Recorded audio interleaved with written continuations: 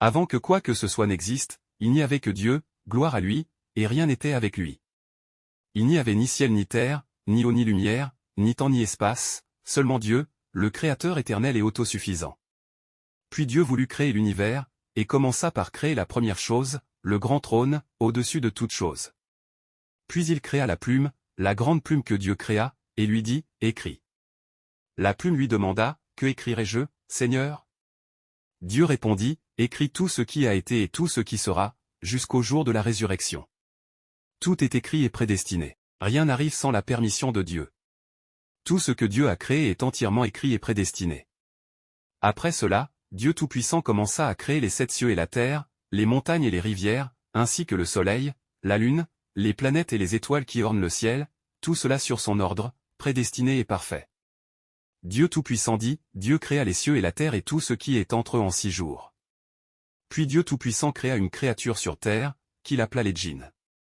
C'était un peuple corrompu, versant le sang et semant la corruption sur terre, au point que des anges venaient les punir et parfois les emprisonner sur des îles en pleine mer. Après cela, Dieu Tout-Puissant dit aux anges, je vais établir un vicaire sur terre.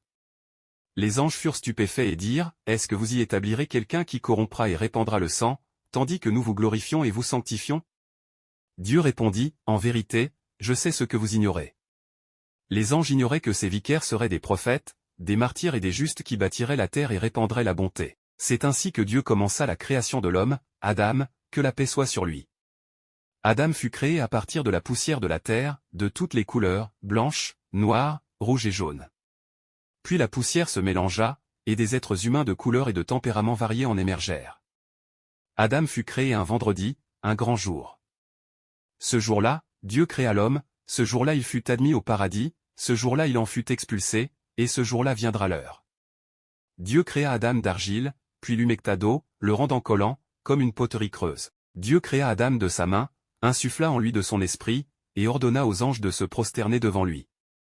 Cette prosternation n'était pas une prosternation d'adoration mais plutôt une prosternation d'honneur et de glorification. Dieu Tout-Puissant dit, lorsque je l'aurai formé et insufflé en lui de mon esprit, prosternez-vous devant lui. Tous les anges se prosternèrent ensemble, sauf Iblis, qui refusa, était arrogant et comptait parmi les mécréants. Dieu lui dit, ô Iblis, qu'est-ce qui t'a empêché de te prosterner devant ce que j'ai créé de mes mains? Étais-tu arrogant ou étais-tu du nombre des exaltés? Il dit, je suis meilleur que lui. Tu m'as créé de feu et tu l'as créé d'argile.